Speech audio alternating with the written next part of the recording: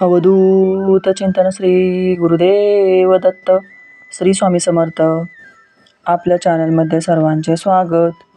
आजचा आपला विषय आहे दत्त अवतार श्रीपाद श्री वल्लभ स्वामी पुष्प 2 अवतार कथा. चला तर मग व्हिडिओला सुरुवात करूया.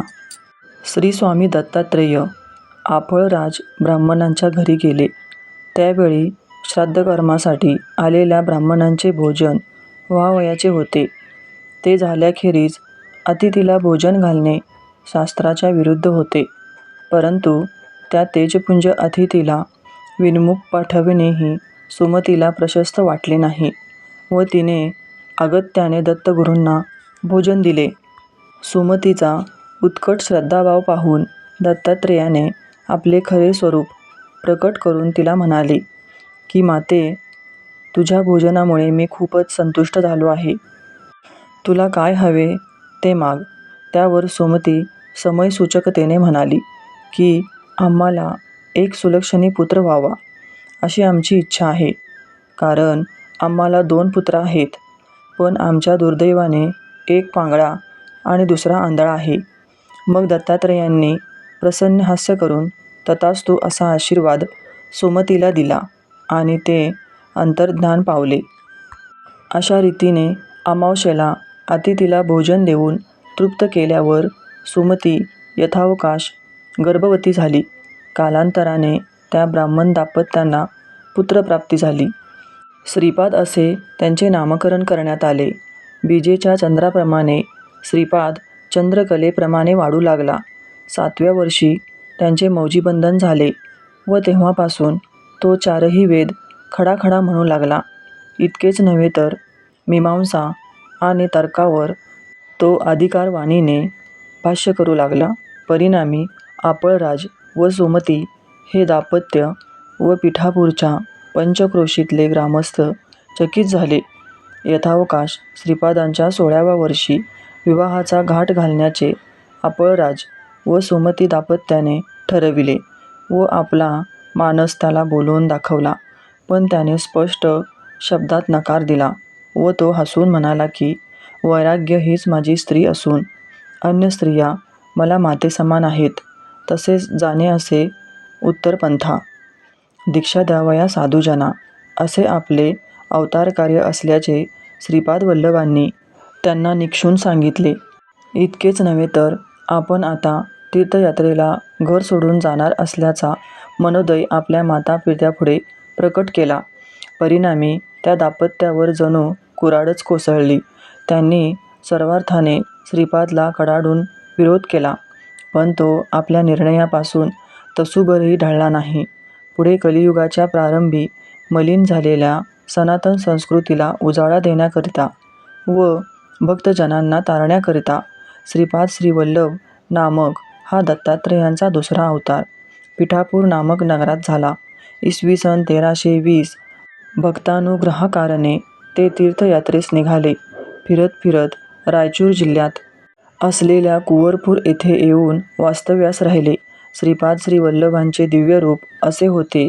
पायात दिव्य खडावा, कटीला कौपीन व मेखला, अंगावर काशाय वस्त्र, हातात कमंडलू, गळ्यात रुद्राक्षमाळ, कपाळी भस्म व मस्तकी जटाजूट धारण केलेली, कमळाप्रमाणे प्रफुल्ल लोचनांची व मंद स्मितयुक्त चंदनतुल्य मदन मनोहर वदनांची श्रीपाद प्रभूंची दया, क्षमा, शमद मालांकृत भव्य मूर्ती अवलोकन करणारे सर्व लोक धन्य होत. ते कृष्णामाईत त्रिकाल स्नान करीत असत. रोज प्रातःकाळी संध्येत 1000 गायत्री जपत तर सूर्यनारायणास 108 नमस्कार घालीत. प्रभू श्रीक्षेत्र काशीला मनोवेगाने जाऊन तेथे गुप्त रूपाने राहिले. तेथून पुढे बद्रिकाश्रमात नारायणाचे दर्शन घेऊन गोकर्णास आले. तेथे 3 वर्षे वास्तव्य करून ते कुंवरपुरास प्रकट झाले.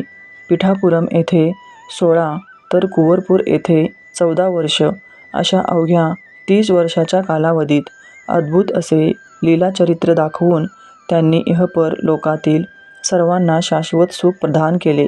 त्यांच्या बाललीला प्रत्यक्ष भगवान बाळकृष्णांच्या लीलेसारख्या अत्यंत मधुर आणि अद्भुत आहेत.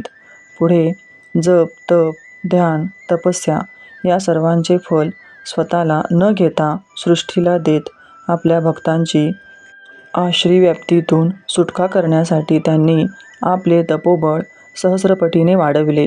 आपल्या दिव्य, अगम्य आणि मानवाच्या दृष्टीने अनाकलनीय असलेल्या लीलाद्वारे जनता जनार्दनाच्या उद्धारासाठी त्यांनी आपले आयुष्य घातले.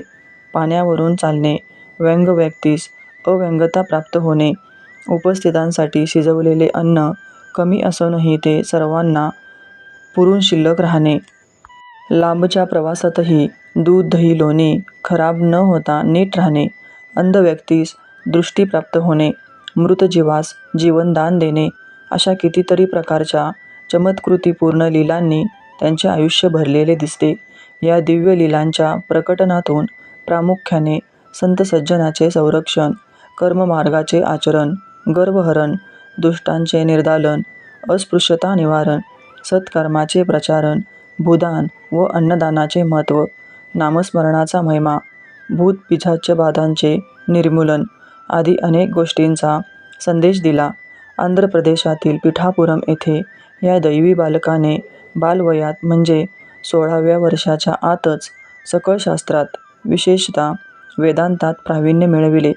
नंतर समस्त मानवजातीच्या कल्याणासाठी भारत भ्रमण केले. पिठापुरम येथील देखण्या मंदिरातील श्रीपाद श्री वल्लभांच्या मूर्तीच्या पवित्र दर्शनाने भक्तांच्या डोळ्याचे पारणे फिटते. तेथे भक्तांना अभिषेक करता येतो.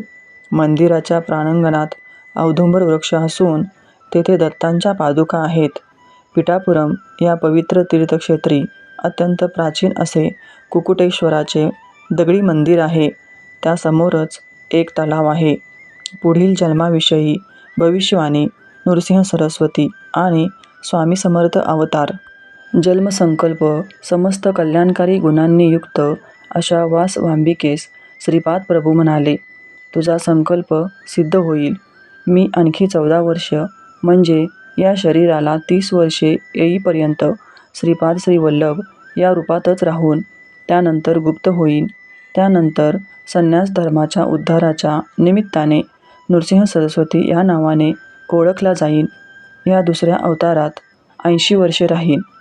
या अवतार समाप्तीनंतर कर्दळी वनात 300 वर्ष तपोनिष्ठेत राहून प्रज्ञापुरात म्हणजेच अक्कलकोट स्वामी समर्थ या नावाने अवतार धारण करीन.